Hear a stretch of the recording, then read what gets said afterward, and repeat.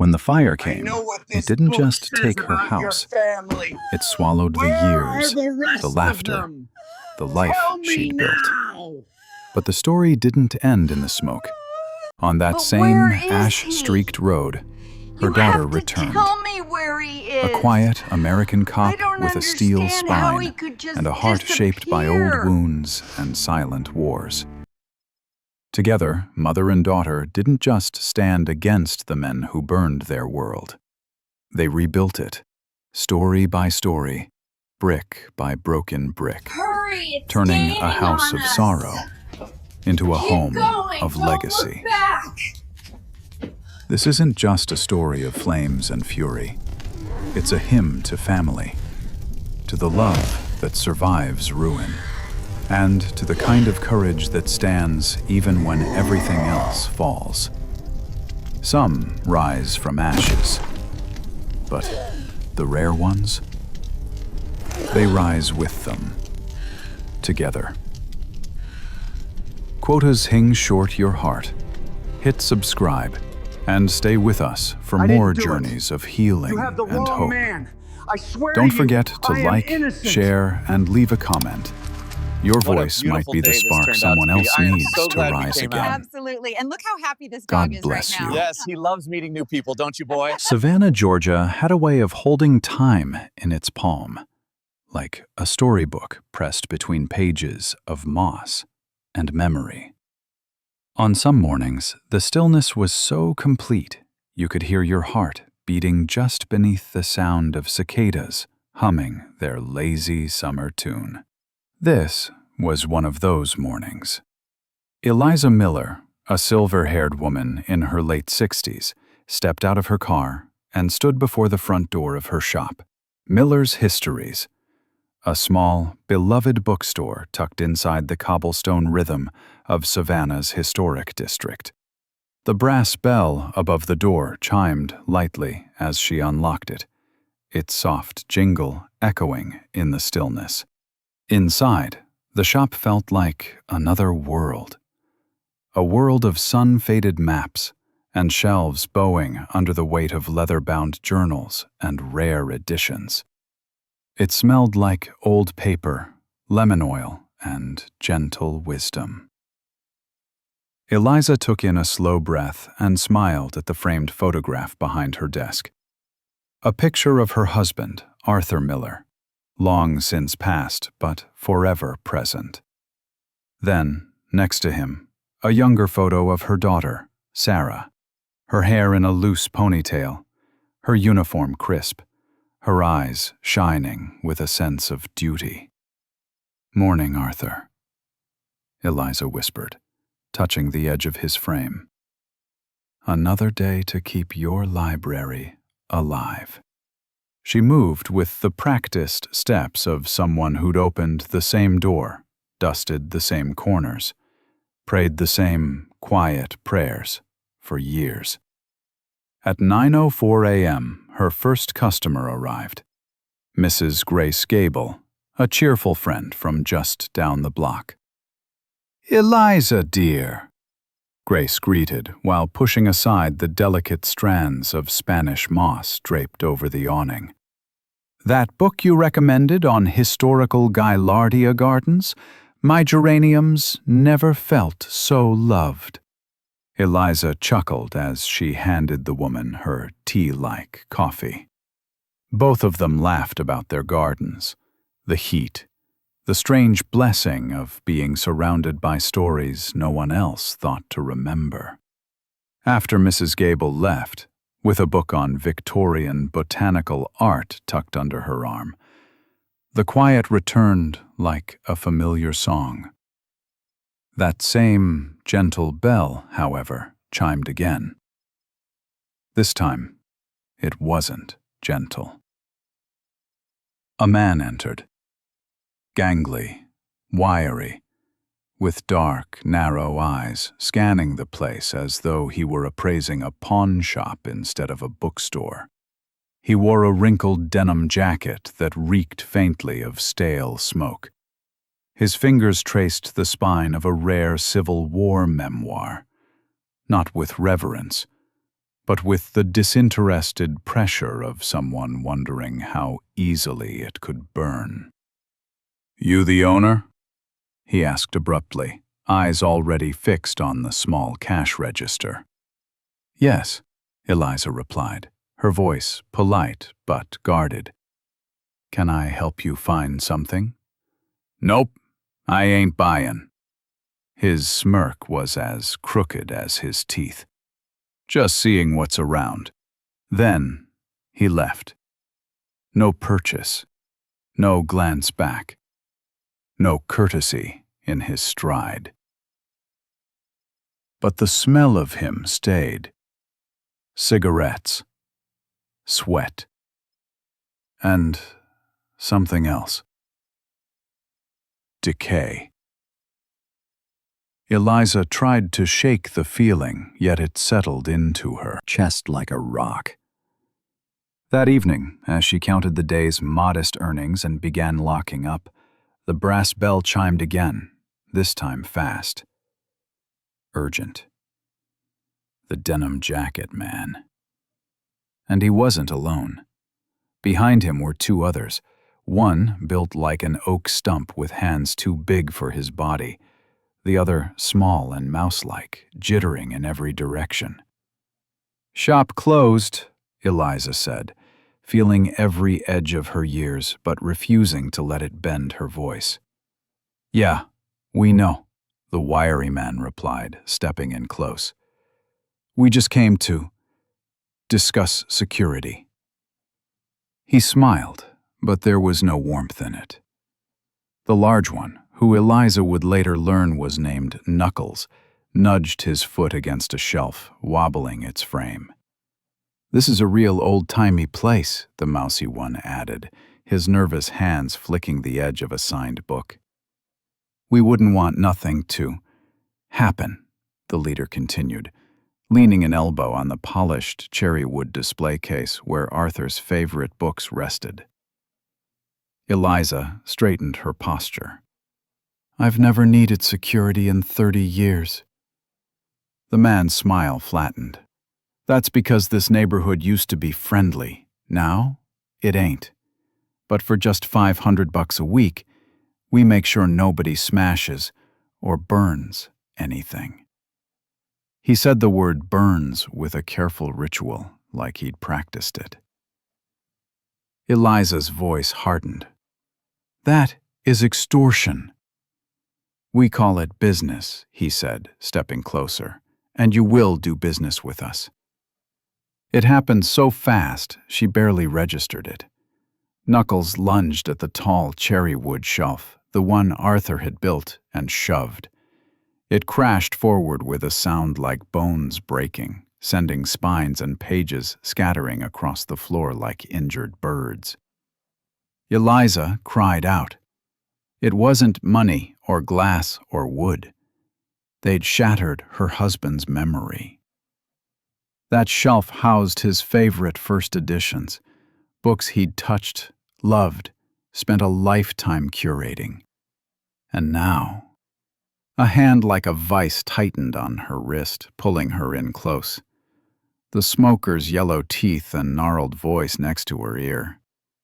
24 hours, old lady, or next time we burn it, and you with it." Then they were gone. The bell chimed a mocking goodbye. Eliza stood alone in a tomb of broken pages and dust. Her breath shuddered. And then, with hands that trembled, she reached for her phone. There was only one person she could call. Her daughter, Sarah Miller. When Sarah got the voicemail at 9:22 p.m., she was sitting in her police cruiser with Saber curled at her side, panting softly. She played it once, twice, 3 times. Her mother's voice was calm, but she could hear it. The crack, the tremor. An unspoken tremor that said, "Come home, I need you." Sarah turned toward her canine partner, her jaw clenching, her eyes cold and clear. "We're going home, boy." Saber looked up. He already knew. The night air in Savannah was thick, the kind of southern humidity that clung to your skin like a memory. Officer Sarah Willow Miller sat behind the wheel of her patrol cruiser, still in her Navy SWAT shift uniform, her badge reflecting the distant glow of a street lamp. On the passenger seat, Saber, her sable-coated German Shepherd canine, lifted his head and watched her as if he already sensed something wasn't right. The radio crackled, dispatch relaying a call about a minor domestic dispute across town. But Sarah didn't move. She wasn't hearing it. All she could hear was her mother's voice from the voicemail. "Sarah, I need you." The tone wasn't frantic. It was steadier than her mother intended. Quiet, controlled. And that's what made it worse. Eliza Miller didn't beg. She endured. She outlasted. She was the kind of steel forged in the fire of grief. When Arthur, her husband, passed, and never once asked for help unless she absolutely couldn't do it alone. And now she'd made that call. "Dispatch, this is Unit 9, Sarah said into the mic, her voice steady but low. "I'm off shift, heading home." Before anyone could respond, she clicked the radio off and slid her car into drive. The roads were empty, as if the town itself was holding its breath. Saber lay across the seat, his amber eyes fixed on Sarah's face. She glanced at him once, brow furrowing. "You feel it too, don't you?" she whispered. Saber thumped his tail once, quiet and steady, like a heartbeat syncing with hers. They turned the corner and approached Miller's Histories, the soft golden glow of the street lamp illuminating the old brick walls and the now shattered display window. Sarah slammed the gear into park, grabbed her flashlight, and got out. The silent storefront felt wrong, not just broken, violated. As if someone cut the soul out of the place with a cheap knife and left the wound open. Inside, the smell hit her like a punch to the chest. Smoke, dust, damp paper, and something else. Pain. The shattered cherry wood shelf lay like a body on the floor, its bones splintered, its history scattered. Arthur's books. First editions, leather-bound vintages. His legacy. Her legacy. Their family's heartbeat. Tossed and crushed. Saber walked in next to her, nose tracing the uneven rhythm of destruction. His ears flat, a low growl rumbling like distant thunder. Sarah's jaw tightened. That shelf? Her father built it when she was 8. With sandpaper and glue-stained fingers, he'd murmured to her, "Books outlive us, baby girl. But the stories, they keep us alive." She crouched down and picked up a torn book, a Civil War memoir, signed in pen now smeared by dirt and boot prints. On page 1. To the Millers, may your family always protect what matters most. D.H. Carter. The irony cut deep. Her throat burned, but no tears came. Her grief never came out as tears. It always came out as steel. She stood up and turned toward the stairs. The lights were off upstairs, but she could tell her mother was there. The weight of a soul too quiet in a darkened home. "Mom?" she called softly, not wanting to spook her. There was a faint sound, a rustle, footsteps. Then Eliza appeared at the top of the stairs, clutching her robe around her shoulders. Her face looked pale and worn. but it softened the moment she saw Sarah and Saber below. "Sarah, oh thank God," she breathed, gripping the banister as if it were her anchor. In 3 steps, Sarah was there, reaching up and holding her mother's trembling hand. "Are you all right?" Sarah asked. Eliza nodded, though her eyes betrayed her.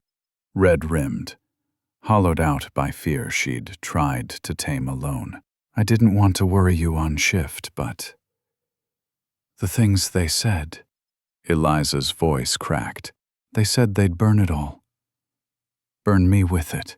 Saber whimpered and pressed his head into Eliza's hip, the one gesture of comfort he allowed himself when someone he loved was in pain.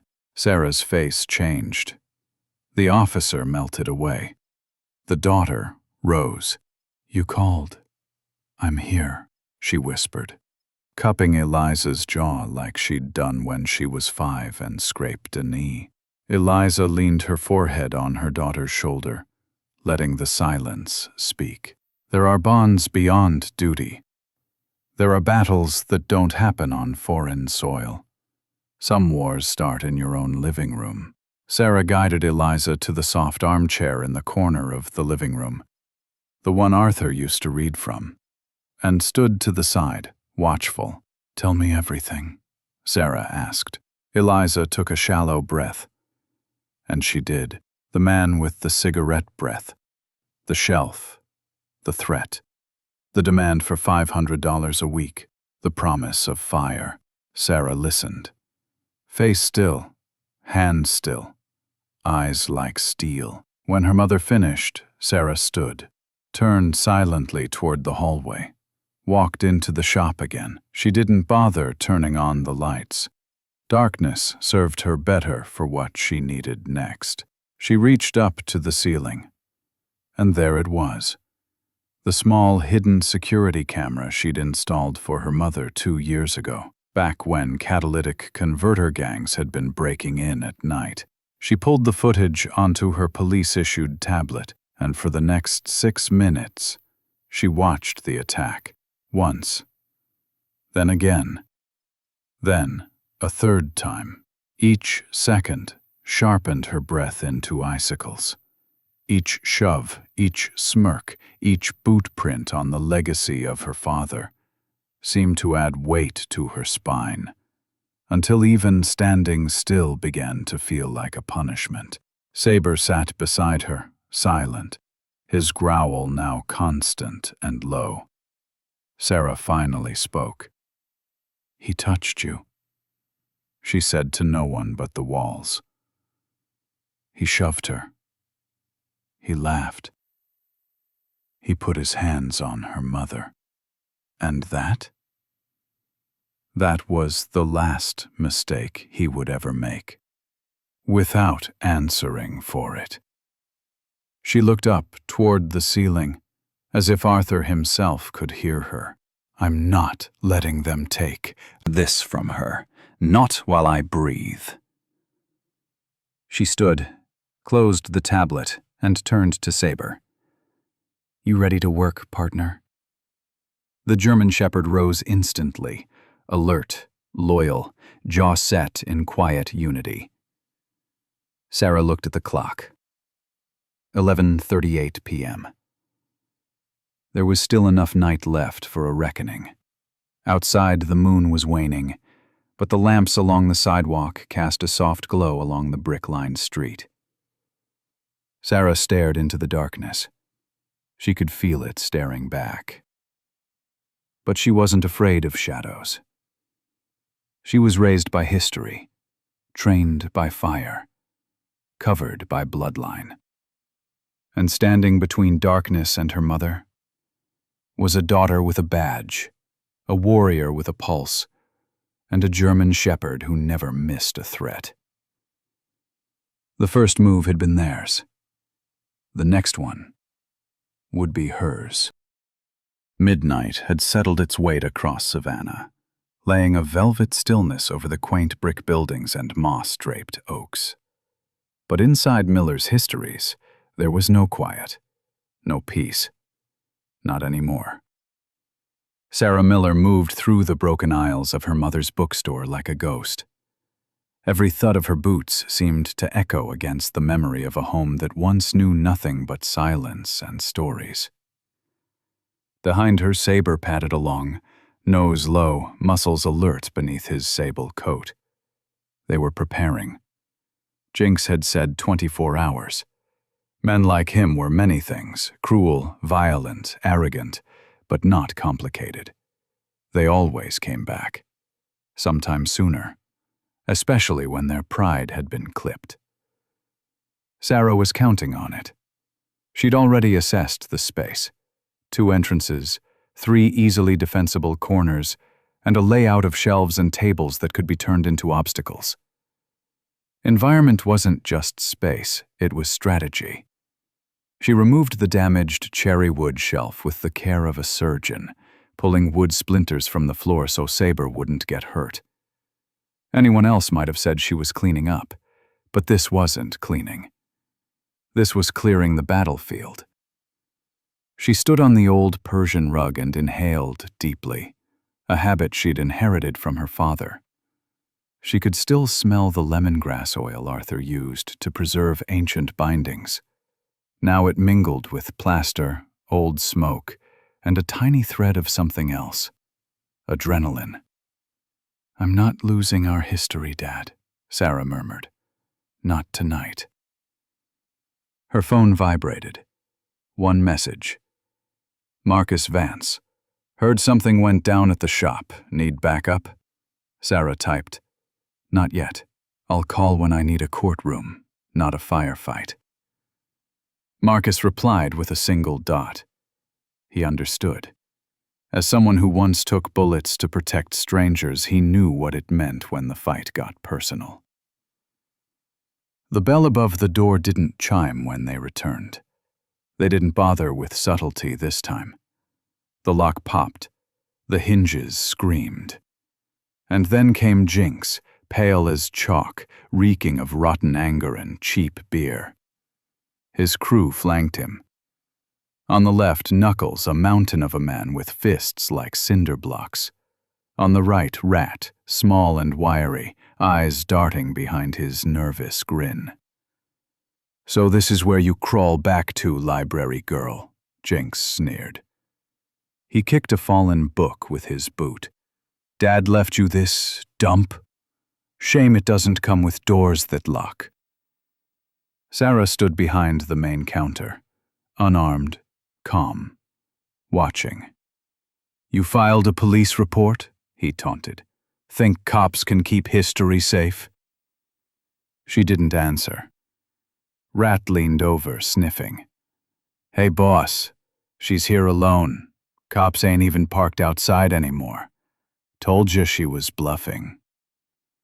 Jinx grinned, teeth crooked beneath the flickering ceiling light.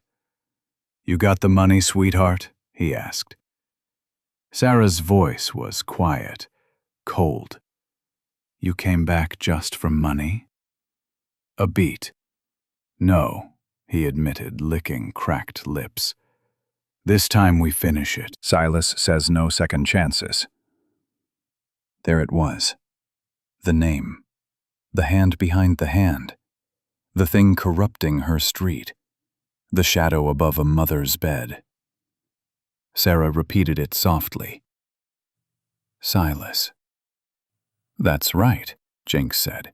"And unless you want a funeral, you better start saying his name like it's God." That's when Sarah stepped out from behind the counter. In one fluid motion, she leaped onto the middle table, then to the front of the shop, closing the space between herself and the 3 men like a storm wind. Her eyes were the calm before it broke. "You threatened my mother," she said. Knuckles snorted. "She ain't tough. One push and she went down like—" His sentence ended with his breath. Sarah moved first. She struck Knuckles square beneath the wrist with a palm jab that snapped his elbow backward, a control break. Before he even groaned, she pivoted, down low, sweeping Rat's legs from under him. Jinx lunged toward her with a box cutter. He wasn't trained, just angry. But she had been trained by life and death. She caught his arm mid-swing, twisted it behind his back, forced him down onto the hard floor, and pinned him with nothing but pressure and time. In 4 seconds, it was over. Rat groaned from the floor nearby. Knuckles clutched his dislocated elbow, shock flooding his face. Jinx lay sprawled, cheek pressed into the dirty floorboards, the box cutter skittering harmlessly away. He spat a muffled curse. "You think you're a hero," he growled. Sarah leaned in closer so only he could hear. "No," she said. "I'm a daughter." Then she looked up. "Saber." The German Shepherd launched forward, not at Jinx, but at the knife. His jaws clamped with lethal precision at the wrist, crushing bone and forcing the blade free before either man could blink. Jinx screamed. The sound rattled the broken bookshelves. But Saber didn't let go until Sarah said the word. "Off." The dog released, silent, perfectly still. Knuckles stared in horror. Rat began to inch toward the door, but Sarah raised her eyes, stopping him cold. "You don't walk out of this building until you understand something," she said. She kneeled down next to Jinx and whispered, "Fear isn't power. Community is. Family is. Decency is. That man you're working for, he has no idea what's waiting for him." Jinx whimpered. Rat wept. Knuckles, big, broken Knuckles, nodded, almost grateful to be alive. Sarah let them crawl away. Not out of mercy, but purpose. She needed them to carry a message back to Silas. The old world isn't alone anymore. The women you think are quiet, they've been building armies in the silence. An hour later, the street was quiet again. Sarah sat on the front step of the store, Saber curled at her leg. She looked like any woman sitting in front of her shop after hours. Except the marks on her hands weren't from books anymore. The war had begun, and now she knew the name of the man who had declared it. Silas. By the time the sun rose, Sarah was already thinking about the next move. Because unlike the men who came with fire in their hands, she knew what fire really could do. It either destroys, or it forges. The sun rose reluctantly over Savannah, a dull orange disk peering through heavy clouds, as if exhausted before its day had even begun. The city stirred, but the street in front of Miller's Histories remained unnervingly still. Inside the shop, the chaos of the night before haunted every inch. Books lay where they had fallen. A cracked display case glinted dangerously in the morning light. And on the scarred floor beneath the front table, a single, dark streak of blood marked the place where Saber had left his final warning. Sarah swept her gaze over the scene like an investigator, and like a daughter. The air smelled like burned pages, rust, and honor that had been stepped on with dirty boots. She didn't move for a long time. At 6:43 a.m., she finally sent a message. "Sarah, Mom's safe. I need to talk to you privately. Now. Sarah." A few minutes later, her phone buzzed in reply. "Marcus, Detectual Vance. You okay?"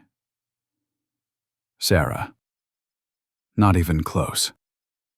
Meet me at the shop. Back entrance. Off the books." Sarah locked the front door and pulled the closed sign down over the cracked glass. She turned her attention to the remaining books on the ground, But when she reached for a copy of Memoirs of the 17th Regiment, the one her father had loved, her eyes burned again. How many floods, fires, and wars had this book survived, just to be kicked by a drunk in denim? Sarah exhaled slowly. She wasn't going to let it end like that. The soft pad of paws behind her melted the tension. Saber approached and nudged her elbow, gently placing his head against her shoulder. His deep brown eyes held no fear, only loyalty. "We're not done, buddy," she whispered. "Not until the man behind this pays."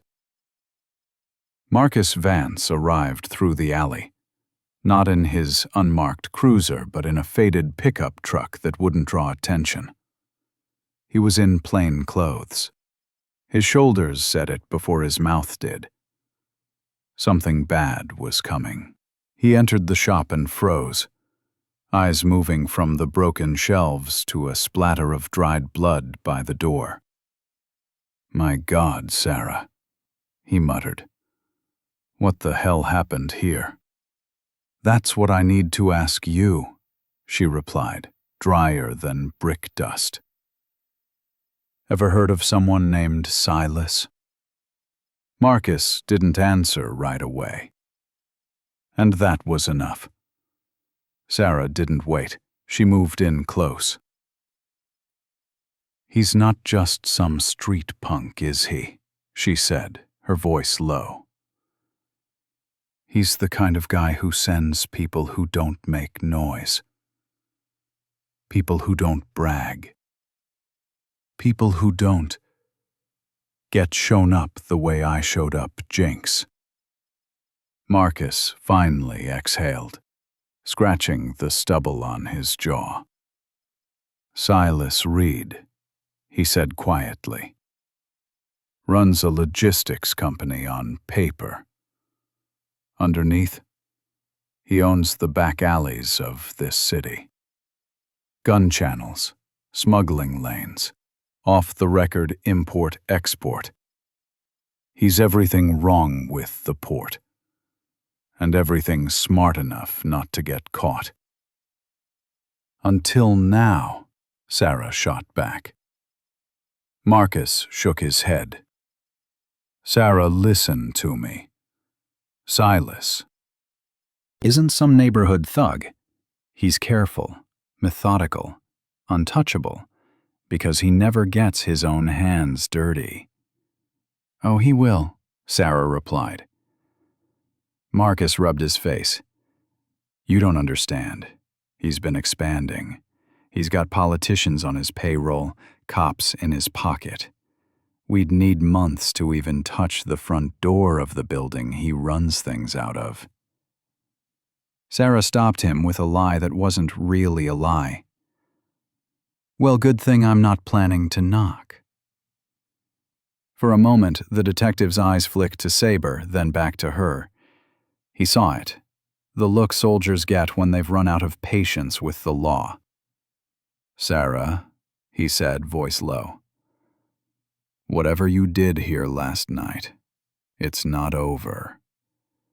Men like Silas, they don't send the same thugs twice." He paused. "They send professionals." Later that afternoon, while Sarah was patching up the wall behind the register, her phone chimed. No name, just a number, one video file. Sarah tapped it. The footage played, and her heart nearly stopped. It was Eliza, at the farmer's market that morning, buying peaches, wearing her yellow cardigan. The camera zoomed in, then back out, then lingered over the street, the unwatched angles, the places where someone could vanish. A message popped up beneath the video.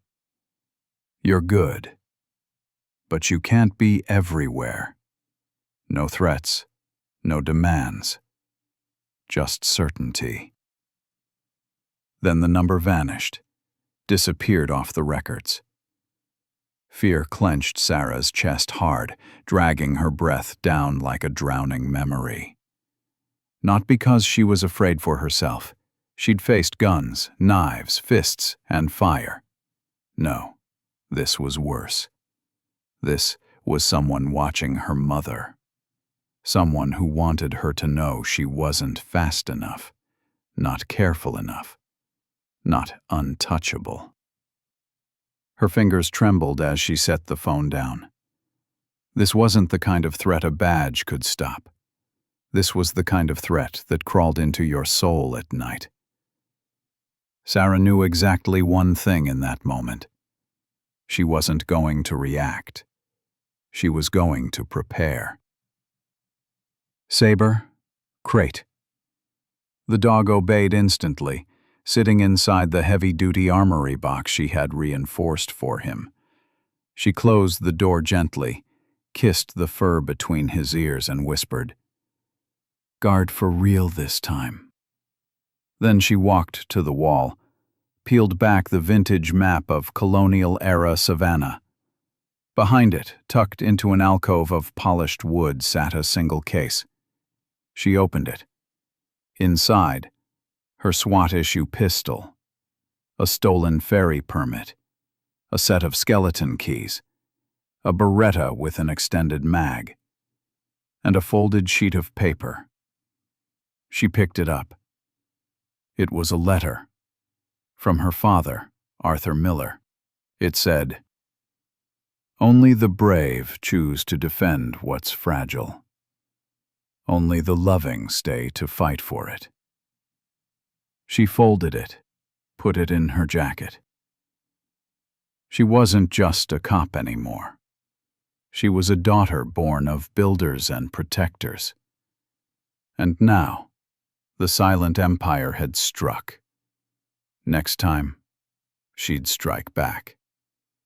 Not just for the bookstore, not just for her mother, but because this world was always two kinds of people, those who ruin and those who rise. The night before destruction is never silent. It just pretends to be.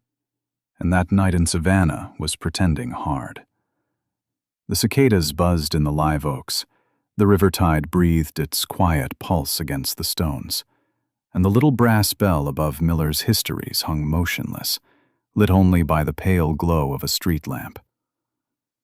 Nothing about the old brick bookstore suggested it was being watched. But someone was watching. Someone sat parked 3 blocks down in a black SUV with no plates. Someone who wasn't Jinx or Knuckles or Rat. Someone who didn't drink, didn't cuss, didn't stomp and talk loud in the dark. A man with gloves and night vision. A man with no emotion in his face. A man sent by Silas. Upstairs above the shop, Eliza Miller sat curled on the edge of her bed, robe drawn around her shoulders like old linen armor. She'd tried to read, but words had turned into dots. Her breathing was shallow. She couldn't shake the feeling that time itself was holding its breath. She looked at the photo on her nightstand. Arthur in his flannel shirt, eyes crinkled with that soft warmth he only ever saved for her and their daughter. "I miss you," she whispered. And then a soft sound. Not outside. Below. Footsteps. Heavy. Controlled. Not thugs this time. Professionals. Eliza froze. Downstairs, within shadows of her father's ruined shelves, Sarah Miller stood with her back against the wall, still as a stone, eyes wide open.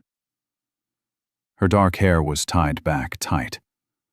No badge tonight, no uniform, just black utility pants, fitted cotton shirt, and a belt holstered with a 9mm, a folding knife, and brass-knuckled gloves. Her heart beat quiet. Her mind went still. The SWAT training didn't make her fearless, it made her ready. Beside her, Saber lay silent under the counter, a low rumble of breath in his chest. The kind that means a storm is coming. Then the sound came. Click. Front lock. Picked clean. They were in. The first man entered like smoke. No talking, no stomping, no hesitation. He had a silenced firearm in one hand, thermal vision in the other. He scanned the room. 2 more followed. 1 hung back. 1 went left. 1 took up point. Sarah watched through the slit in the broken shelf, every muscle wired but trained. These weren't men who kicked down doors and yelled. These were the kind of men who left no footprints. She counted. 1, 2, 3, 5 total. She thought of her mother upstairs, thought of her father's shelf in ashes, thought of Jinx's broken sneer. She whispered, barely a breath. Work. Saber moved before the word finished. 1 surge of black and bone and teeth breaking from beneath the counter toward the man at the door. The attacker turned too slow. Saber struck not at his throat, but at his gun hand, clamping down with surgical precision. The silenced shot misfired up into the ceiling. The man screamed, foreign, high, shocked. Sarah didn't wait. She moved. Like shadow and strike, she came out from the dark and hit the second man with a swift kick to the knee, followed by a downward elbow across his jaw. He crumpled like loose scaffolding. The third raised his weapon. Too slow. Sarah grabbed a history book off the floor and hurled it into his chest, just enough to break his aim. Then she spun low, sweeping his leg in a single controlled motion. He fell. Hard. She was on him before he hit the ground, and just like that, 3 were down. But something was different now. The world wasn't silent anymore. It was burning. The sound of heavy glass shattering exploded from the front lobby. Molotov cocktails. They came in arcs of orange flame, 2 of them, crashing into the shelves and walls, igniting the paper and wood in seconds. The heat rose like a violent exhale. In seconds, Miller's Histories was no longer a shop. It was a furnace. "Eliza!" Sarah shouted, voice cracking with horror. She grabbed Saber's vest and pulled him close. Heat blasted up from the floorboards. Smoke clawed its way into her throat. The entire downstairs was an inferno of flame and unthinkable memory. She raced for the back stairs. "Eliza! Get out! Now!" Upstairs, Eliza stumbled, disoriented by smoke filling the hallway. She coughed violently, eyes watering as her lungs screamed for air. Saber appeared first, shoving at her with his head, forcing her backward while Sarah ran in hot behind him. "Mom, down! Stay low!" Sarah commanded, voice almost gone. The heat blistered the walls. The building groaned under the strain of flame, like it was remembering all the years it had held history, and was giving in. Slicing through smoke and burned-out oxygen, Sarah grabbed her mother's hand and pulled her down toward the back hall. When a flash of movement appeared on the landing ahead. One of Silas's men. This one wasn't a scout.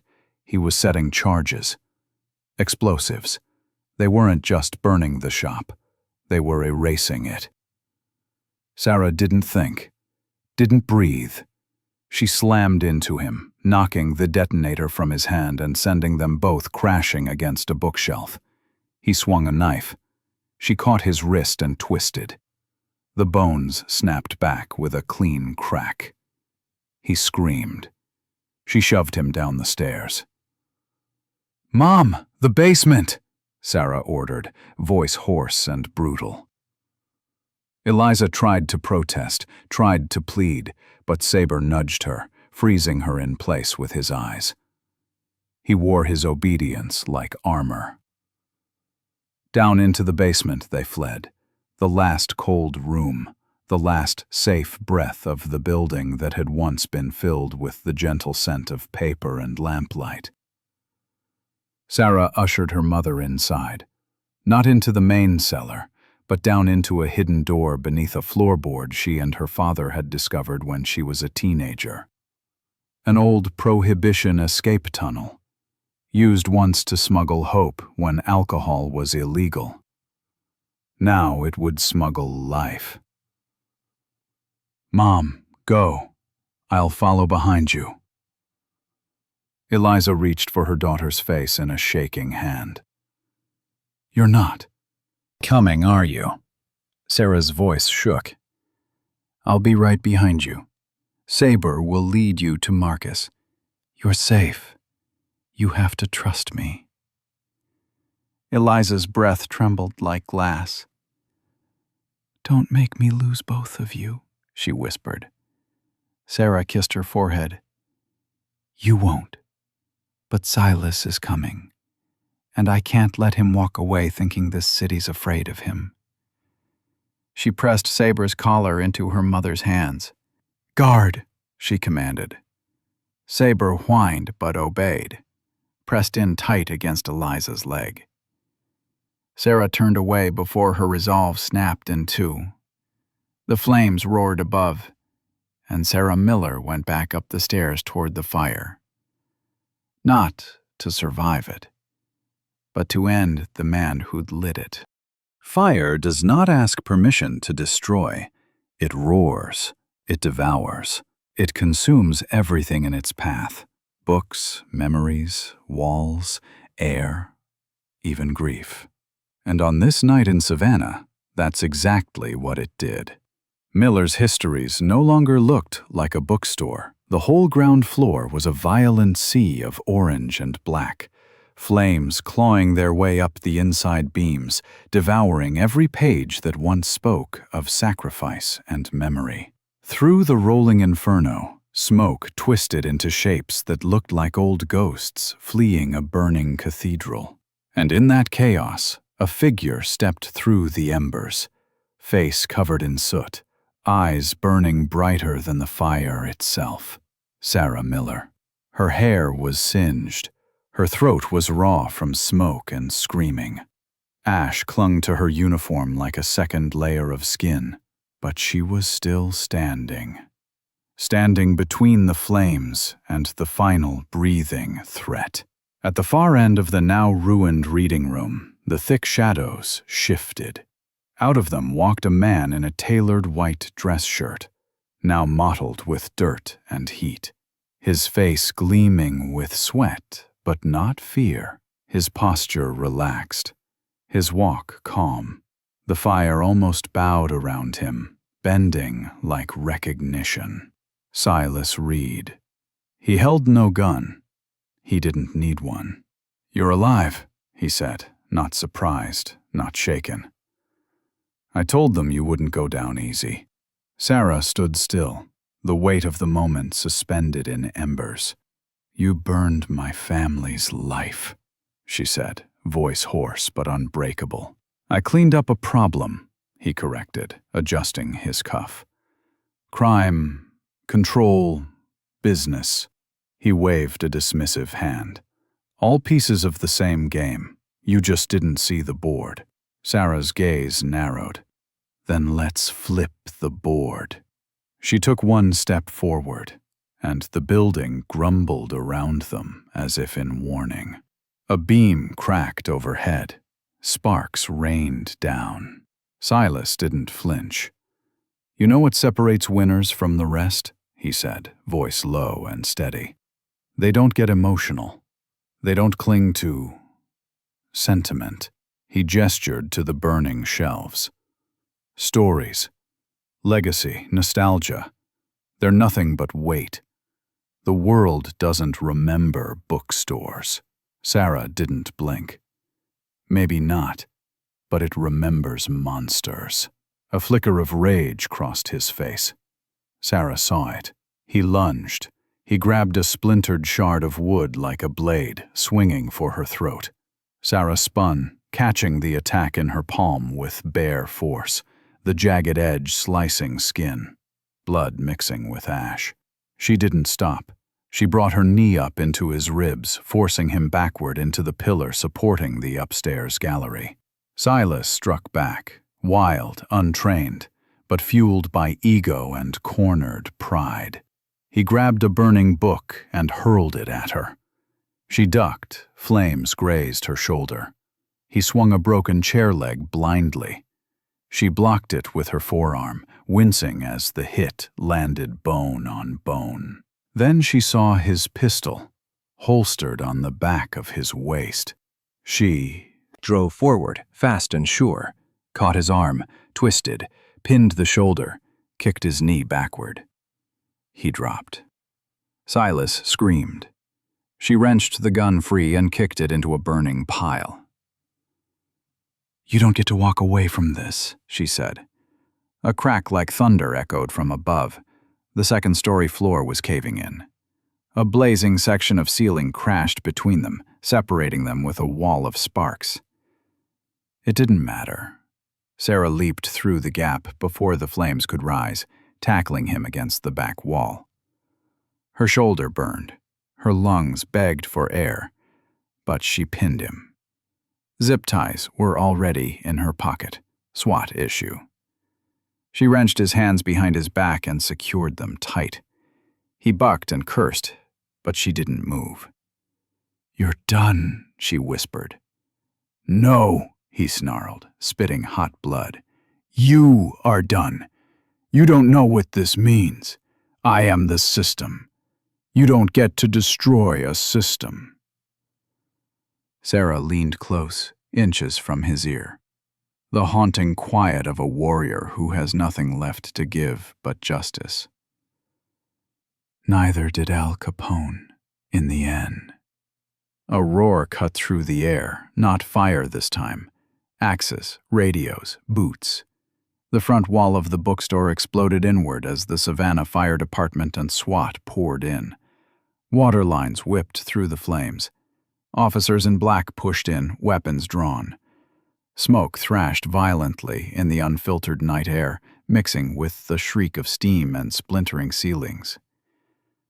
Detective Marcus Vance burst into view, coughing and waving his team forward. "Clear the floor! Move!" That's when he saw her. His eyes went wide. There, against the shattered back wall, stood Sarah, one knee pressed into the spine of a man now restrained like a wild animal, the glow from the flames pulling halos across her face. "Sarah!" Marcus shouted. "Get out of there! The roof's giving way!" She shoved Silas forward and yelled back through smoke-shredded lungs. "This one's yours!" She stumbled toward them, half supported by the wall, hands blistered, uniform scorched, but her eyes steady. Marcus and another officer pulled her the rest of the way, dragging her past firefighters who were now swarming the final burning shelves, hammering water and foam into the last of the heat. Silas was yanked up by SWAT, bagged and cuffed, screaming obscenities about power and ownership, and everything that breaks men like him once they're caught. But Sarah didn't hear him. She only heard her heartbeat, and the sound of a familiar bark from outside, high, insistent, frantic. Saber. He'd been waiting. She stumbled out into the alley, and there he was, smoke-blackened, fur singed, eyes trembling until they saw her. She dropped to her knees. Saber bounded into her arms. She buried her face in his neck. "It's over, boy. It's over." Then another sound, a cry. "Sarah!" Her mother's voice, desperate, breaking, whole. Eliza Miller ran toward her, wrapped in an oversized firefighter's coat, tears streaking straight through the soot on her cheeks. And there, in the ash and ruins of everything that had once been love and work and history, a mother held her daughter. A soldier held her dog, and a community held its breath. Because fire can destroy, but it also transforms. And sometimes the thing it leaves behind is stronger. Morning came quietly to Savannah. Not the golden postcard-perfect morning of a tourist brochure, but one born of smoke, tired hope, and the limp hush that follows a night of sirens and fire. The sky was a pale watercolor of pinks and grays as neighbors gathered outside the smoldering remains of Miller's histories. A once beloved bookstore, now reduced to blackened bricks, broken glass, and the ghost of pages that had burned into the sky. Eliza Miller stood behind the yellow caution tape, holding a paper cup of coffee between trembling palms. Her silver hair was still dusted with ash, her eyes red from smoke. But something in her expression had shifted. Grief was there, yes, but also something stronger. Resolve. Beside her, Sarah Miller stood silent in a clean shirt and fresh bandages binding the burns along her arms. Saber sat at her heel, watching the remains of the building with the quiet gaze of a soldier who knows what it means to lose and still stand guard. Detective Marcus Vance stepped through the line, his badge clipped to his belt, a folder under his arm. "They got him," Marcus said quietly, nodding toward the folder. "Silas Reed. He's being hit with 11 charges: racketeering, arson, attempted murder, illegal imports. You gave us everything we needed, Sarah." Sarah nodded, but her eyes weren't on the folder. They were on her mother, on the place where a life had been lived between paper and wood and love. "This wasn't just justice," Marcus added. "It was a message." People noticed. Sarah looked around. He was right. In the crowd were neighbors, shop owners, parents holding children. People who had walked past the bookstore 1,000 times and never once realized it was, in its own way, protecting them too. Someone approached, a man in a brown apron. It was Mr. Henderson, who owned the hardware store around the corner. "Eliza," he said gently, "the nails for the new place'll be on me. Any type, any amount. You just say the word." He handed her a small paper bag. She opened it. Inside was a single hand-carved wooden bookmark shaped like a phoenix.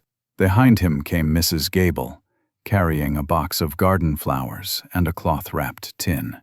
"Eliza, dear," she said, voice soft but strong. "They took your walls but not your roots. We'll help you replant." A few others shuffled forward with signed cards, donated checks, a bag of antique books rescued from attics, and envelopes with gift certificates. Word had spread that the Millers needed help, and people had shown up. Not for gossip, not out of pity, but out of gratitude. For a daughter who came back to defend her mother. For a store that had sheltered stories for generations. For the idea that even the smallest place can be the heart of a street. Eliza pressed her hand to her chest. The weight of kindness was almost heavier than the fire. The rebuilding began the very next week. The demolition crew knocked down the broken beams and cleared out the ashes. The city zoning office, with an apology, fast-tracked the permit for reconstruction. Brick by brick, truck by truck, Miller's histories began to rise again. Sarah spent her days in uniform and her nights in work gloves, not as a cop now, but as a daughter with splinters in her fingers and soot still in her lungs. She cut boards, sanded frames, rolled paint, sometimes working alone until the sun set, but she was never really alone. Saber curled up in corners full of wood shavings, keeping silent watch. And every day, someone from the neighborhood came with something to give. Books, soup, stories of the past. Stories that would one day live in these walls again. On a warm spring afternoon, 6 weeks after the fire, a small crowd gathered in front of the new building. Brand new front windows, reinforced beams, fresh glass. And above the door, restored from the wreckage, the same brass bell, now polished, now shining. A bright red ribbon stretched across the entrance. Eliza stood at the center, wearing a soft blue dress and matching smile. Sarah and Saber stood beside her, proud and quiet.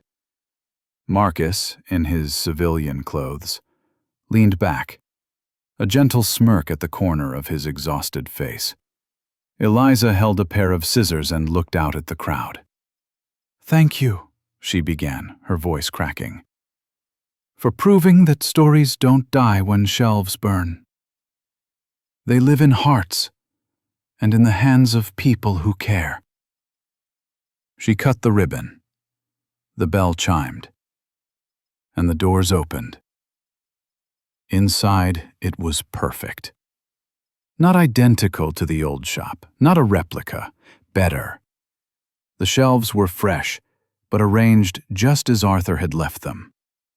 The smell of new pine was mixed with something older, the rescued books that had survived, now sitting like sacred survivors of a war.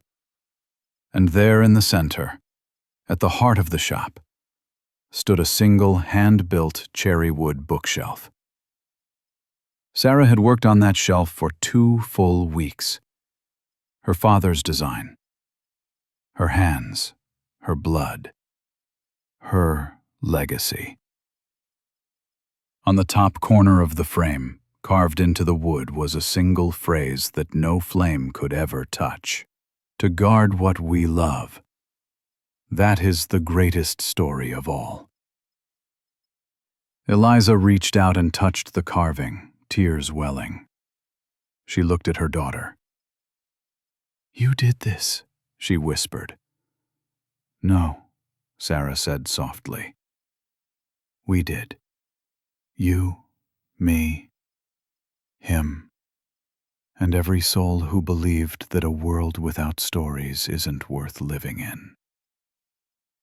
Saber trotted to the center of the room and lay down beside the shelf. He didn't need words. His presence was enough. A few days later, Sarah packed a simple duffel bag. Back to work, back to patrol, back to the world she swore she'd protect. She knelt in front of Saber. "You stay and guard Mom," she said, kissing the space between his ears. "You're her partner now." Saber didn't move, didn't whine, just pressed his head against her chest once. A single heartbeat between warriors. Eliza hugged her, daughter tight. "This time I'm not afraid," she said. "Neither am I," Sarah replied. She walked to the door, opened it. The brass bell chimed once more. She stepped out into the sunlight, not leaving a battlefield, but closing a chapter, with hope on every shelf behind her. Because fire may destroy walls, but love rebuilds worlds. In a world that often feels dark and uncertain, This story reminds us all of one simple truth: that love, whether it's from a daughter, a brave dog, or a caring community, can survive even the fiercest flames. Sarah didn't just save her mother. She saved the voice of a place where stories lived. She showed us that justice isn't about force, it's about heart. She proved that family doesn't crumble in fire. It rises from the ashes. And Saber, standing loyal through every storm, showed how deeply animals can weave into the fabric of our souls. If this story touched your heart, please consider subscribing to our channel. Don't forget to like, share, and leave a comment below. Tell us what part moved you the most, or share a story of love, courage, or a pet who changed your life. And as you go, may God bless you and your loved ones. What a beautiful day. May He this surround turned your out home to with be. peace, I am so strength, glad we and came protection. Absolutely. And look And how may you happy always this find dog light is in the right people now. out. and Yes, he animals loves who stand meeting by new your people, side. don't you, boy? Amen.